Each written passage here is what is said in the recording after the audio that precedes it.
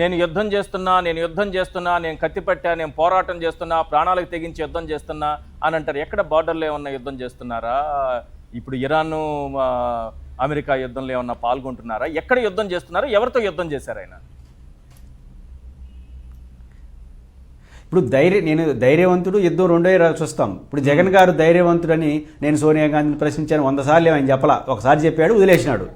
నేను ధైర్యవంతుడు అంటే నేను ఒంటరిగా పోటీ చేస్తా, నేను ఫైట్ చేస్తా, ఓడినా గెలిచిన జనంలో ఉంటా. ఇది జగన్ గారి స్టైల్. ఒక్కొక్కరిది ఒక స్టైల్ ఉంటుంది. ఇప్పుడు విజయ్ గారు తమిళనాడులో 2 పార్టీలు వ్యతిరేకించాడు, ధైర్యంగా నిలబడ్డాడు. ధైర్యం అని వారు ఎప్పుడు చెప్పరు, నేను ఒంటరిగా పోటీ చేస్తా, నన్ను ఆశీర్వదించండి, ఇది నా నమ్మకం అని చెప్పారు. నేను ధైర్యవంతుడు అని చెప్పి ఎప్పుడు ఒంటరిగా పోటీ చేయరు. నేను వాళ్ళని ప్రశ్నిస్తే వీళ్ళు ప్రశ్నిస్తాను ముందుకు వస్తున్నారు. ఇది మొదటి అంశం. రెండో అంశం, తెలంగాణలో నాకు అనిపిస్తుంది ఈశ్వర్ గారు, తెలంగాణ వర్సెస్ ఆంధ్రాగా భావన రావాలని కోరుకుంటున్నారా? ఎందుకంటే పవన్ కళ్యాణ్ గారిని విమర్శించిన వాళ్ళందరూ తెలంగాణ వాళ్ళు, కాబట్టి ఏపీ వాళ్ళందరూ నన్ను ఓన్ చేసుకోవాలి, ఏపీకి ప్రతినిధిగా ఉండాలి అనే మాట ఏమైనా చెప్తున్నాడని నాకు డౌట్ వస్తుంది. ఎందుకంటే ఇప్పుడు అది రాదు ఈశ్వర్ గారు. ఎందుకంటే నాగేశ్వర గారిని సమర్థించిన వాళ్ళు తెలంగాణ ఏపీకి సంబంధం లేదు. ప్రపంచంలో ఉన్న తెలుగు వాళ్ళందరూ కూడా ఆయన విత్డ్రా చేసుకున్న తర్వాత మళ్ళీ ఈ ర్యాగింగ్ ఏంటి, మళ్ళీ ఈ అవమానించడం ఏంటని అందరూ ఏకంగా ఆయన సపోర్ట్ చేసినారు.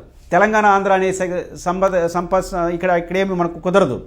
రెండో అంశం, మీరు బూర్గుల రామకృష్ణారావు గారి విగ్రహం పెట్టాలంటారు, పొట్టి శ్రీరాములు గారి గురించి మాట్లాడుతున్నారు. బూర్గుల రామకృష్ణారావు గారు చరిత్రలో తెలంగాణ ఆంధ్రప్రదేశ్ కలవడానికి తెలంగాణ ముఖ్యమంత్రిగా ఆమోదించిన వ్యక్తి, అంతే కదా? అంటే ఒక రకంగా ఆయన సమైక్యవాది. మళ్ళీ ఏమైనా ఆంధ్ర తెలంగాణ కలిపే ప్రయత్నం చేస్తారా మీరు ఆర్టికల్ 3 ఉపయోగించి? సాధ్యం కాదు కదా. కాబట్టి ఏ సందర్భంలో ఏం మాట్లాడుతున్నాం అనే సంబంధం లేకుండా. రెండోది, తెలంగాణలో మీరు రాజకీయం చేయమని తెలంగాణ ప్రజలు కోరుకుంటున్నారు. మీరు రాజకీయం చేయండి, విన్యాసాలు చేయొద్దని అంటున్నారు.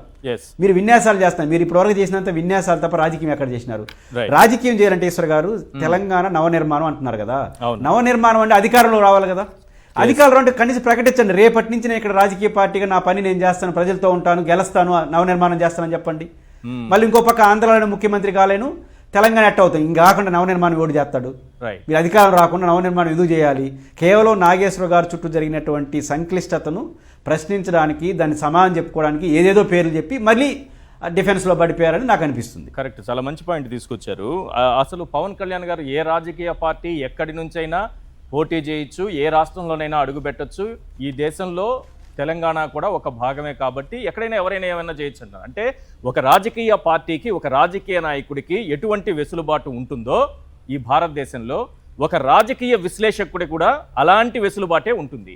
ఈయనకి ఎలాగో పొరుగు రాష్ట్రంలో నేను ఏమైనా చేయగలను అని అంటున్నారో, హైదరాబాద్లో కూర్చొని దేశ రాజకీయాల గురించి చర్చించే ఇది హక్కు మన రాజకీయ విశ్లేషకులకు ఉంటుంది. మీరు హైదరాబాద్లో ఉండి ఏపీ రాజకీయాలపైన, పవన్ కళ్యాణ్ పైన ఎలా మాట్లాడతారని అడుగుతారు వీళ్ళు. రాజకీయ విశ్లేషకుడికి, రాజకీయ నాయకుడికి ఇద్దరికి ఒకే అధికారం ఉంటుంది. చాలా సింపుల్, ఇది చాలా సింపుల్ గా. రైట్. ఇంకా రెండో విషయం, రాజశేఖర్ మీరు ధైర్యం గురించి చెప్పండి సార్. ఈశ్వర్ గారు, బేసిక్గా హైదరాబాద్లో కూర్చొని ఆంధ్రప్రదేశ్ గురించి మాట్లాడకూడదు, కానీ హైదరాబాద్లో సంసారం పెట్టుకుని ఆంధ్రప్రదేశ్ని పరిపాలించచ్చా?